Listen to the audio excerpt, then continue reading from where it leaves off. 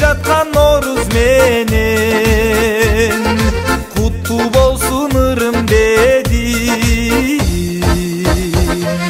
Nooruz майрам, ырыс майрам, бабалардан мурас майрам.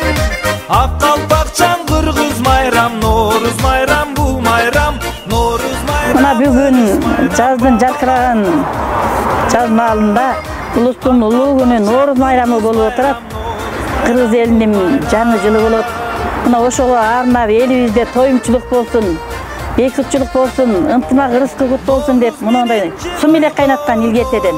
Сумелекти кайнатып, мына бугайды өндүрүп алгандан кийин мясокерен тартып, соғын чыгарып алып, казанга коюп, анан тоюмчулук болсун деп жакшы ниет менен жасайт да муну.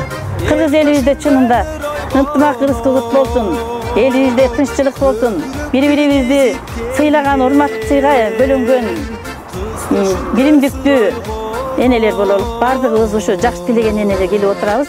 Бардыгыбыздын тилегибизди Кудайым куттулсун, кабыл кылсын, жакшылыктар болуп турсун. Эли журтубузда тынччылык болсун. Кыргыз майрам, Nooruz майрам, бул майрам, Nooruz майрам, ырыс майрам, бабалардан мурас майрам.